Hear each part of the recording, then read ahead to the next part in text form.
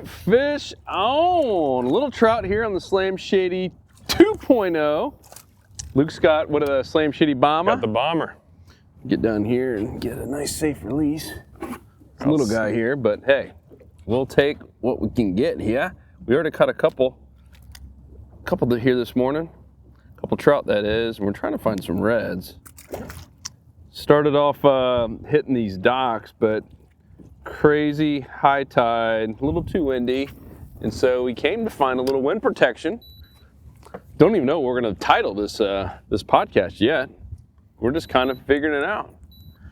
Luke's hitting the mangroves, and I'm kind of touching the outside here to at least just find some trout, maybe find a stray red. Who knows? Who knows? Yeah, we have basically a summertime morning. It's in between the moons. So we have a pretty high tide. Oh, I just had something. And so now's the time where we're in the bay boat, and now's the time where we can actually push up and start fishing mangroves. Yep. This area got hammered by red tide last summer, and it's finally starting to come back. For a while, there was just nothing, and it's not back to where it was, but it's at least holding some fish where we can come out here and have some high odds of success. So we're just on the board with some little dink trout so far, and now, call those confidence builders. Now looking for some drag pullers. Confidence builders. And so right up here we have this nice little creek. Ooh, that looks awesome. Mullet jumping? Yeah. So dude, you know there's some fish back there. How far does that thing go? There's a little pool back there, a little pond. Go Gadget kayak. I wouldn't mind going back in there. Look at that skip. This is a high probability snook and redfish spot here. I'm gonna go over here and hit this mangrove point. Some oysters back over here. Ooh, baby. Birds.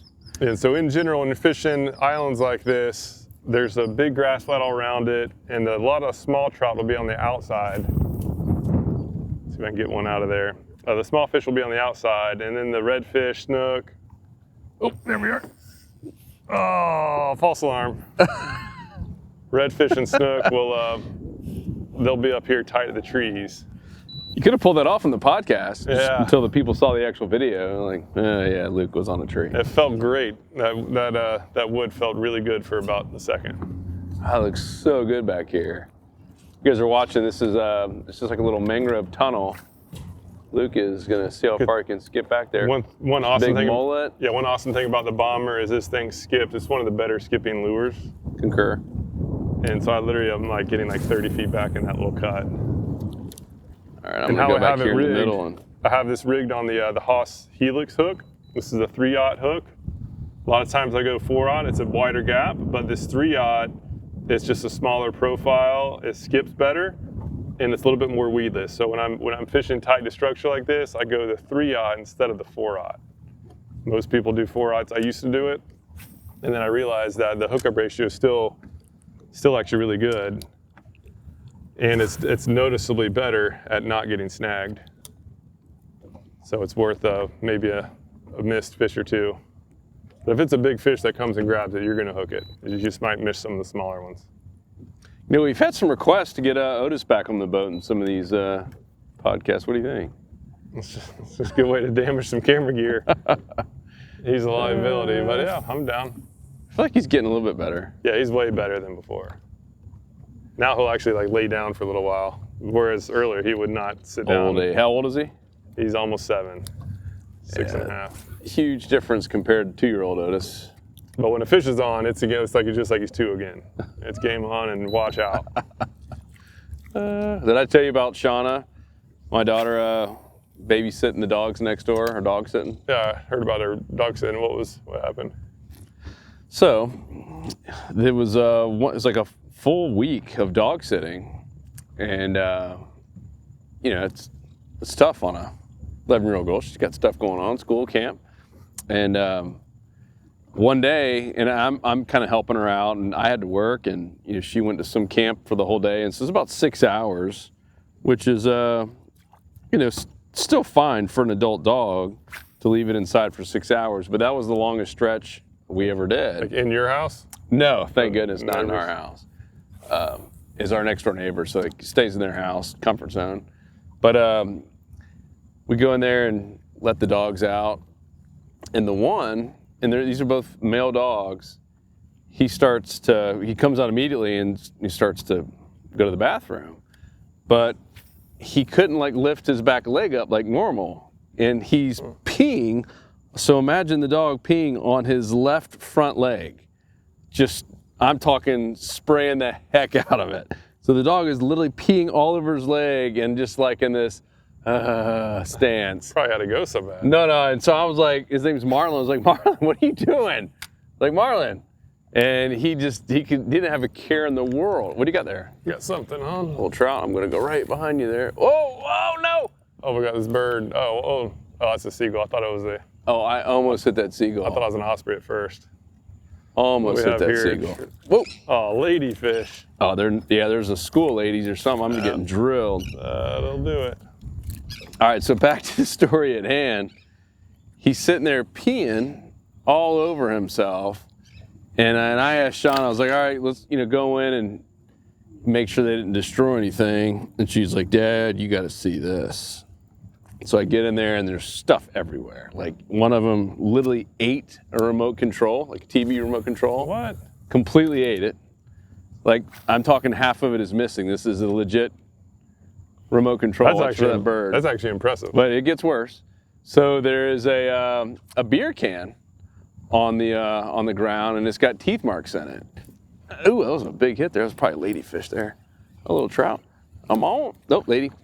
And but there's no beer to be found, and the can is completely empty. So what happened is the dog bit into the beer can, drank the entire thing, and it was drunk as a skunk, which is why I couldn't lift his leg up. And he was just sitting there just relieving himself. Oh, yeah. So I waited till the owners got back to tell them about that one. It's tough to put that in a text message, Dog got drunk and peed all over his leg. Basically. Yeah, ha, ha, ha, smiley face, LOL. I did tell them, and they were amused. So ate a remote. That's actually... Isn't that crazy? That's impressive. Yeah. And then the other one, it ate, I guess he had some 9mm bullets like under the bed, and dog got into that, and there's 2 bullets missing. Are you serious? Oh, yeah. Sheesh. Yeah, so kind of reminiscent of Otis. Those dogs make Otis look great. Yeah, they're good hunting dogs, and they get wound up, they get cabin fever. Otis just eats fishing lures and paper. He doesn't mess with hard stuff. The hard stuff. That was so funny. Oh, man, that bird. Yeah, this is a high probability spot. We're going through a little funnel point, and we have some good structure on both sides, mangroves, trees going into the water. We have seagrass on the bottom, mullet jumping around. This is a definitely high probability spot. No like strikes. Oh, look, the fish right there. See him? What is it? It's going to the left. I don't see him. It wasn't big, but this water's pretty clear, so we're gonna have probably some shots at sight fishing here in a little bit once the sun gets up definitely higher. getting some ladyfish bites. There's ladyfish usually hang out where there's some bait. So yeah, so that was our story, the dog, and now we were getting one step closer to getting a dog, and after that my wife's like, yeah, let's not get a dog. Yeah, the eating remotes is pretty crazy. And these birds. Yeah, there must be a lot of live baiters that come through here. These birds that seem like they're trained to follow boats and look for free meals. They're chasing down the Slam Shady. Basically every cast they're going down and getting after it. That's the beauty of fishing on a Tuesday, is it's not as busy. You don't have as many live baiters out here. That is one thing I do love about being able to fish during the week. Yeah. Because you go on the weekends sometimes, especially if the weather's nice, it is just a madhouse. Oh, there we go. There we go. Oh, ladyfish all over again. the place. Aggressive little suckers. Little oyster bar right there. Oyster bed. So oyster bar or oyster bed? Oyster reef, there's all sorts of names for it. So our Smart Fishing Spots calls it oyster bed. We always called it oyster bar. So Joe Schaefer had a good report in Placida, and his title was "The Bar is Open." Got some nice reds on a oyster bar. Oh, that looks so good. Water's clear. What's going on with this grass in Mosquito Lagoon, dude? Coming back. Gee, if you guys saw Tony's report, I heard about it, and then it's one thing to actually see it, and like, son, it's pretty awesome news. Yeah, I've got the skiff in the shop now, but as soon as it's ready, I'm gonna take a trip over that way. Pray us humans don't screw it up again. Yeah. I've still never even been to Mosquito Lagoon. What do you mean? Never fished the lagoon. I've always fished the Indian River when I go over that way. When I used to live over there. You lived there and you never fished it? The Indian River was so good. Like, why go anywhere else? Oh. It was crazy good. What separates the two? Haulover Canal. Just the canal's it? Yeah, I mean, it's just, Lagoon is just basically north of the river, and it's connected by a big man-made canal. That's where a lot of people go out and catch giant redfish. Yeah, yeah. It's kind of a hit or miss place. Yeah. Yeah, and so this little cove here Hit there. has a lot of good kind of patchy bottom where there's a lot of seagrass and then potholes scattered around. So right now we're just have these paddle tails. These basically just really good search baits. And we're just covering ground, hoping to go over as many of those potholes as possible. And there's definitely going to be some with the fish in it. Yep. Just do we go over the right one? Because it's too murky to actually see even the potholes right now. For whatever reason, this is a little murky section. Yeah, I got a little wind here today. So this is the first year that we missed the lobster season, both mini and the first week. Just happened not too long ago. And I'm kind of glad we did. All our friends that went said it was tough, blowing like crazy. Oh, the Bentley's crushed it. Well, yeah, but they've never not crushed it. It's true. But the average person said it was pretty tough wind-wise. Watch out, birds. You guys went, let us know how it was. I'm about to go down to the Bahamas and do a little lobstering, a little osprey there, and some fishing. Take the power prawn. There's a kayaker there on that I was oyster just bar. about to go down that bank and I saw that kayaker there. That's probably the money spot right there. We got another little mangrove point up here, though. Mm-hmm. Yeah, this is really not looking very fishy over here. I'm not seeing much life. No, it looked great in the opening. Like we might need to get back up into that wind. Oh, Kind of move fast here and see if we can find a little pocket of fish. yeah, I'm gonna go out a little deeper here and at least try to pluck off a trout or two. I'm not seeing any mullet. Oh, nothing. This is what happens sometimes. Struggle bus is what we call it. Exploration day. An adventure day. Take pictures of sunsets and sunrises. We've all been there. But a lot of times you got to push through and make it happen. We've also had some epic days that started off horrible. And if you see something not working, don't keep doing the same thing. And some people ask too about how often do you move? What is your answer, Luke? Often. I mean, if in a spot like this where there's not birds diving, there's not mullet jumping, it's usually like 5 or 10 minutes and I'm gone. Especially if you have two anglers and you're throwing lures, someone's going to get a strike in 5 to 10 minutes for sure. And if not, then there's If it's a probably good not spot. fish there. What's that, Luke? If it's a good spot, right? It's like if there's a good spot, you're going to be getting at least some action, at least seeing some sort of life. Like I'm not seeing it, and the water's kind of all murky here. For whatever reason, it was much more clear on the outside. Oh, there we go. There we are. Oh, Nice. still on. It's coming at me. Buddies. That another, Coming at me. Not another ladyfish. Oh, I thought it was a trout. What the heck? That might be. Oh, another ladyfish. Acrobatic lady. Weird that ladyfish all the way up here. Yeah, that's crazy. This is like the one time the ladyfish won't sling off. When we actually want them for like cut bait, you know, of course they sling off every single time you get one on. Little acrobatic guys. Here you go, buddy. Oh yeah, I hooked him real well. There's no coming off that. There you go. Or maybe we could have saved him for a little cut bait. You put those in little chunks,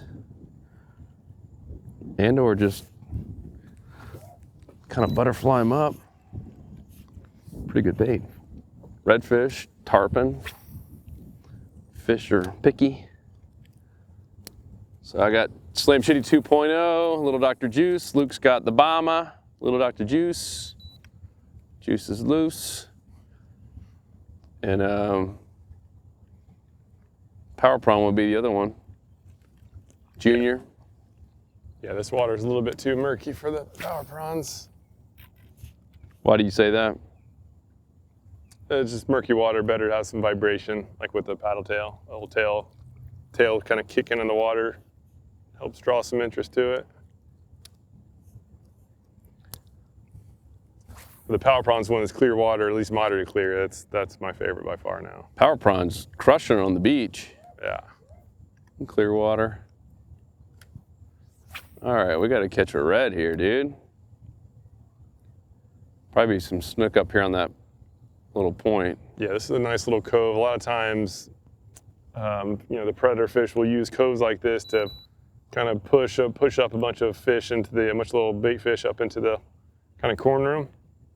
And so I thought we'll go push up in here real quick before we leave. I caught some weeds. Be a lot better if there was some mold around. So one tip too, when casting on mangroves, you're always going to be getting on the mangroves. Like if you don't, you're not casting close enough.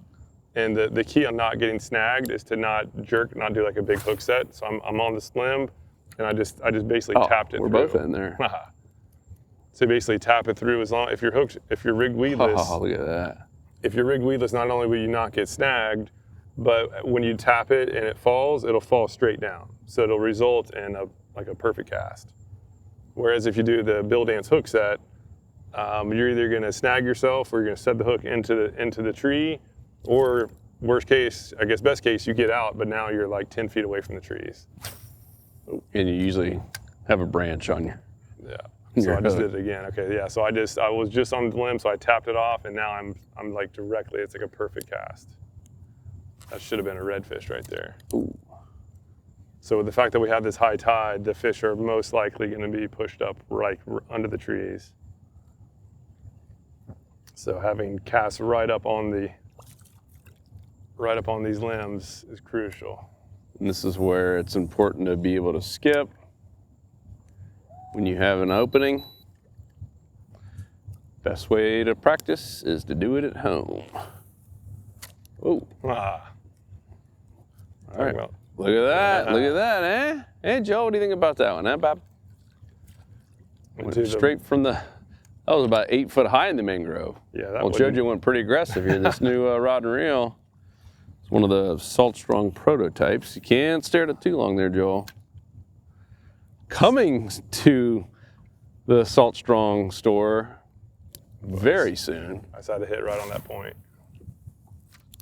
Might have been a ladyfish, but it was at least something. So points are crucial.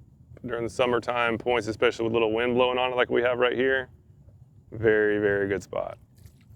And the cool thing about that is you can just cast over it and reel across. So I just cast about 10 feet over the point, and now I'm about to reel it across where I'm just going to go right next to the limbs. Looks like a money spot there. Oh, Yeah, it's so the not- Salt Strong rod is getting closer. It's definitely been, approved in terms of the final. Went through quite a few different iterations. This is one of them. This was one of the first ones, actually. Yeah. And the final one is pretty stinking awesome. Yeah, it's just a rod that has just maximum feel. It is a high performance rod. It's made out of some of the high modulus material, which basically means that it's lightweight while still having power, power to handle big fish, and it is awesome. So it's a rod that's like sensitive enough where you can feel little pinfish taps, but strong enough to, to horse out some big redfish and snook away from structure. But pH balance just for her. Strong enough for man, but pH balance just for her. Anyone know the name of that brand? Secret. Oh. Yeah, that was another good example of that getting out of a mangrove right there. And now I want to do a second one right below it. Oh, look at that. That deserves a strike. So, Yeah, because a lot of people said, hey, you guys, when you get into freshwater, should do Fresh Strong. I was like, that sounds like a women's deodorant. Fresh Strong. Fresh and strong. That's why we own Fish Strong. Fresh Strong. yeah, when the bite's tough too, what we're doing now, a little strategy is just to maximize the amount of time that the lure is close to the mangroves, where we're getting up close to the mangroves and casting down the mangrove line. So that increases the odds of getting strikes. If we look into a big one, we're in trouble because now we have no leverage to pull them out. So it's kind of a risk-reward type thing. I'm starting to get a little bit desperate for a good strike. So I'm desperate for attention. I'm going to take my shirt off. so kind of gave a little bit different angle. I'm going to see if I can get some trout out here. Something. Yeah, It's always tougher too when we do these live. We can't you never know. stop the camera and like TV shows can and say, oh, we're having a bad day. Let's wear the same clothes tomorrow. No, I'm just kidding. We love all our TV show friends. But it is true. Been on a couple, been behind the scenes on a couple, and get 3 days to film a 20-minute show. Whole different ballgame. Yeah, this area, for whatever reason, everywhere when that red tide last year came through, like everywhere got hit pretty bad. But this area, for whatever reason, just hasn't recovered all the way. Like the other side of the bay has been way better. You've been watching a lot of videos in the skiff. I've been taking the small boat out a lot because it's on a trailer, and I can more easily go over to the better areas of the bay. Does that person have two people in the kayak? Yeah, it looks like it. In a single kayak? But for whatever reason, they just have not. Like this used to be like my favorite area. Ace and Gary from SNL.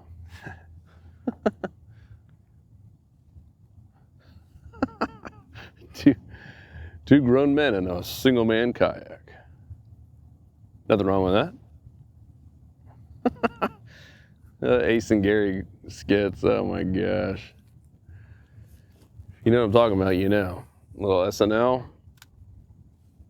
So funny. I need a little more Dr. Juice on here, Luke. Jeez. Anything. Not too much of that. Yeah, there's definitely some like silt in the water up there next to the trees. Silt? Hey, you see it's a little off color? Is it good or bad? I don't know. Just go to Google on that, or go to our Yeah, trusty listeners. Is silt good near the mangrove line? a lot of times the edge of the silt is where that's actually in that little pocket right there. Yeah, it could be mullet went by and spooked up a bunch of old mud bottom. And so if this doesn't work, the bailout plan just for solving a tough bite day like this is to go target trout. We're going to go to the outside edges of the grass flat. We'll probably have to do that in a separate video. But that's just the way to, like, as close to have guaranteed action as possible, where there's a ton of action, and not even having to have light bait. We're just going to use these small little jigs, bounce them around the outside edge of the grass flats, close to the channel, and that's going to be just a good way to get a bunch of fish quickly. Yep. So like when I take somebody new out fishing, and this kind of stuff isn't working out, we'll go out there and immediately hook up and have fun. And just being honest, it can be really tough at all time, or when the high tide is like this, when it's up at the very peak. You can see here, there's nowhere to even skip under the mangroves, and no matter how good of a skipper you are, there hasn't been any pockets open. It can be really, really tough. So I'm with Luke. Sometimes you just got to go out on the outside and hit the grass flats and wait for some more water movement. And there ain't nothing wrong with catching a bunch of trout. Heck, or even jacks. Yeah, there'll be Spanish mackerel out there too. Mackerel. You can get a variety of fish. Even chances of tarpon and cobia getting in the mix too. They'll be cruising around. All right, let's see here. This mangrove area looks good. Gotta be some fish up there. Wouldn't mind plucking off a red from that sucker. Yeah, so this is like a textbook good spot here where we have this little island. It's surrounded by oysters. A little funnel point going through it. And it's kind of a situation. If we're not getting strikes here, then we're probably not going to get strikes anywhere around here. This should be where the fish are holding. I haven't had a single bite. I haven't either. Since we got out of that windy area. Let's see. Come on, baby. That choke point looks so. Oh, I had a little hit. It might have been a little snap or something down there. It's just pop, pop, pop, pop, pop. There's something down there. I'm catching them, Luke. Don't take us too far away. Still got my tail, so it wasn't a puffer. Let's see if I can get him again. Come on. Come on. Yeah, I just bombed a cast over the point of this oyster bar, and this doesn't work. We're bailing. In the podcast. Try a new spot. Yeah, that's what happens some days. I'm gonna do one, maybe they like the 2.0 better. And so up next, we will end the podcast and then head over yonder. And one thing too, on smart fishing spots, because we did this before, that was an area that we hadn't really fished, and just went to smart fishing spots and looked up the oyster bed area, filter, McGillicuddy, and found a couple nearby that we couldn't even see because it was high tide. Oh, had a little something hit right there. And remember that Luke ended up catching a ton of snook. Mm-hmm. So when in doubt, use smart fishing spots. Find hidden grassy areas, hidden oyster beds, and we've updated it recently here, added in a lot more states. Got Louisiana, Georgia now. Yeah, and more spots are getting added daily. Yep. Gonna continually grow that. Yep, so it's a combination. If you don't know what I'm talking about, Smart Fishing Spots is our app, complimentary to our Insider members, and it's predictive software essentially. So it has everything you need from the weather and tides, wind, literally everything you could possibly imagine that a fisherman would need to pre-trip plan. But it also has predictive analysis using a combination of human intelligence, fishing pros, guides, and artificial intelligence. There's Ace and Gary. I think it's Ace and Bonnie. They're coming right up on us. And it is pretty freaking awesome. So it's not the end all be all. I don't think anything is. Nothing is just gonna make it where fishing is just too easy. But we are looking for shortcuts. And if you're looking for the ultimate shortcut just to help you be in the right spot at the right time, that Smart Fishing Spots is it. I've never seen anything like it. I would have paid a fortune to have that many, many years ago. And we are paying a fortune to have it now. It does cost a fortune, which is another reason we will be raising the prices on new members, to be clear, not existing members. So we treat our insiders like we wish every company treated us, is that once you're in, you're locked in for life as long as you're an active member. So just one more reason to join the Insider Club today. And for you current members, thank you guys so much.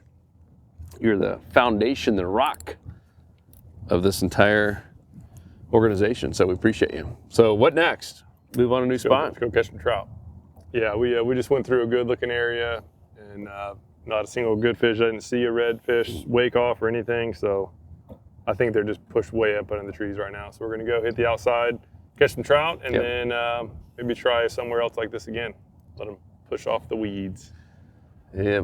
Yeah, this would be the setup though. Like this bomber, it's good already in the summer. This is starting to turn out nicely, and they're in the fall too. So if you don't have these bombers, make sure to get them. They things skip amazingly well, and this is the ticket. So I have full confidence that the lures were right. We just weren't in the 90-10 zone. I'll take the 2.0 myself. Oh. And this brand new exists, by the way. What do you think? You cast it? Yeah, that is amazing. Sick. It ain't cheap. I would not recommend it for everyone, but this is the best reel I've ever used. The Daiwa Exist. It's 6.3 ounces. It's got the air bail, and it's got some technology that makes the line go off faster. I mean, it's next level. It's a nice reel. It's next level. And you can sit in, and as soon as it hits Daiwa, because if you ever turned a reel to get service, it could take forever with these companies. With this one in particular, if Daiwa gets it, they stop what they're doing, which is maybe why your other ones take so long, and they start working on it then. And the last time I sent it in, they did it the same day they got it, and then the next day was overnighted back to me. And so I was, you had a fish on. I was basically out of a reel for 4 days, all in with shipping and everything. It's crazy. And they replaced the handle, any parts, they just replace for free. And they pay for the overnight back to you. You don't have to pay for that. So it's all that little small stuff. You're paying for that customer service. Oh, I did get a hit there. Maybe we can end here on a good note. There might be a little trout out here. Yeah, I'm getting some hit. Oh, there we go. Fish on. Oh, another ladyfish. What is going on? We're going to title this thing "How to Catch Tons of Ladyfish." Jeez, he just about jumped over my line there. Unbelievable. All right, now I'm gonna. Do you have a rag or anything? Not for ladyfish, for my tears. Wipe off my tears, guys. We appreciate you. We out. We'll talk to you in the next podcast. Thanks for sticking with us.